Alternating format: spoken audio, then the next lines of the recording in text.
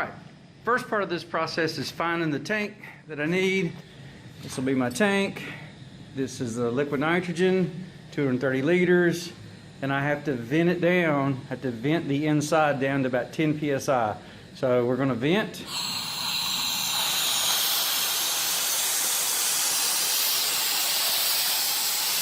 All right, so it's a really horrible sound. Takes about 10 minutes to vent. While it's venting, I'm going to take it to the NMR room.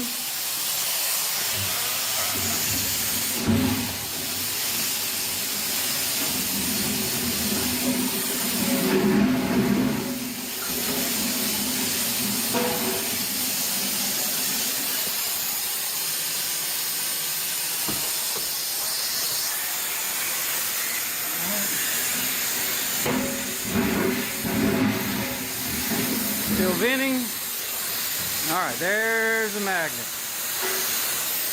All right, so what we're gonna do is let this tank vent for about 5-10 minutes and come back. All right, so pressure's dropping. We'll go ahead and cut that off. And then I have this fill hose that has to connect over to sort of the fill port that's right here. So we're gonna spin around.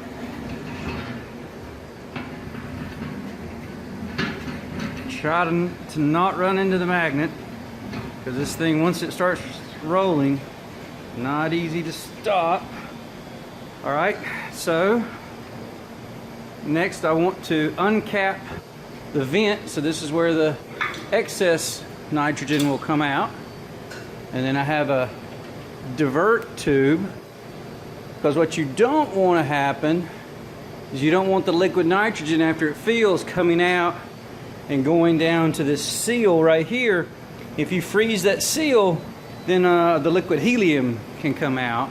So that tube is designed just to overflow and not freeze anything. All right, now we come back, hook it up to the inlet. All right, so I usually purge, well, maybe I can let you see it. I'll kind of purge the tube first. And I'll just blow all the air out. Now I will put this on, just a silicone fitting, and then I kind of hold the hose up a little bit. All right, I'll support it with my hand, and then I'm going to try to turn that knob, valve. Let me straighten out my tubing. I don't want to kink anything. All right, sorry. All right, here we go, and we start the fill process. And so when I turn that on, you can see it coming out of the fill tube, overfill, with quite a bit of pressure. And I don't really want a whole lot of pressure at first, because again, it's about the seal down here. I don't want to have a lot of pressure on the seal at the bottom of the magnet. So I'll watch this, and I'll watch the tubing. And the tubing, I'm holding it so it maintains this curve. And once it freezes, I can let go, and now it just sits there and pumps liquid nitrogen in. And the liquid nitrogen is on the outside can. These are actually two inner cans. The outside one is filled with about 100 liters of liquid nitrogen. The inside is 100 liters of liquid helium to keep the magnet superconducting. So what you can see, kind of the plumbing, is from this vent here that would be on, and it joins the other vent that or the inlet I took off over there. It wires together, and then there's a 1 psi one-way valve, so that lets it exit and boil off. So the heat comes in, boils the nitrogen, and then comes out this one-way valve. And then I have these LEDs. All right, so the magnet is basically half full, and so in 1 week I lost about at least half of the liquid nitrogen. And as this fills, the little LEDs will light up. Eventually it'll go solid. After it becomes solid for a while, and you have to heat up, the top of the can takes a little bit longer, and then especially like, you know, to get these little, to actually get the nitrogen to come out takes longer than you think. But it'll eventually overflow and liquid nitrogen will just spill out and it'll be like a colorless liquid. But you can, there's a drastic difference, and hopefully I'll try my best to catch it. It'll probably be right after, you know, it fills, but you'll get to see it.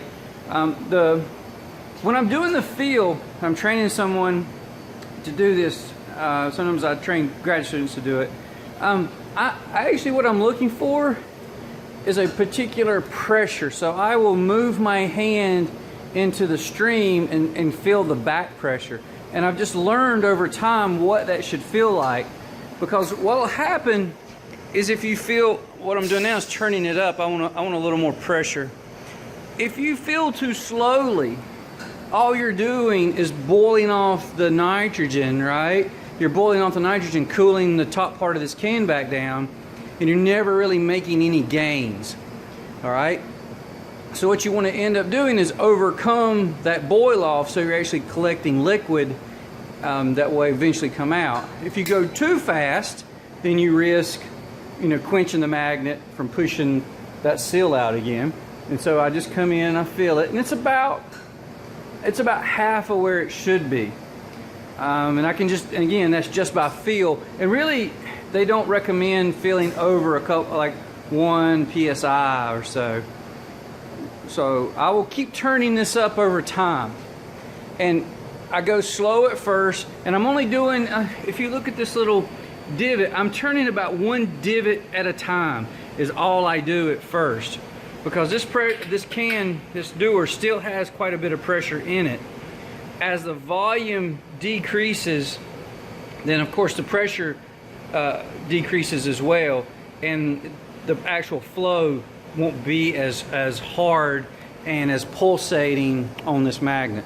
So I'll just keep doing that, and then it'll probably take, like, quite honestly, like it'll probably take, I don't know, probably 30 minutes to 45 minutes, and sometimes an hour if you go too slow. But I'll get this magnet filled within an hour. So that's it. It'll just sit here and do this while I babysit it.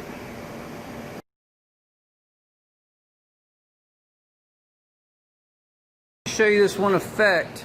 I told you about, I keep turning up this valve to feel a certain sort of back pressure here. And I can only do that to a point. If you look at this, I don't know if you can see it, catch it on camera, but what happens is this starts to shake. Yeah, you might be able to see it but I can feel the vibration, and it'll actually start shaking so much that it could actually crack this tube. And this is a natural rubber and not a synthetic rubber. So that is another limiting factor of how fast that I can actually feel this magnet. It's been 20 minutes and we've gone up 1 light on the LED, it looks like. So we may be about halfway there. Okay, I hear it filling. In my office. This is what it looks like when it's filling, right? So it's pouring out on the ground and it's just coming out. So I will go back over here. I will cut this off. That stops the liquid from coming out. Then all I do is a little bit of cleanup. So I'll just kind of brush off a lot of the frost. This will thaw out. Once it thaws out, I can recap. Same over here. Once this thaws out, then I can recap it as well. Roll the tank out, and I am done. Oh, you can see LEDs are now full.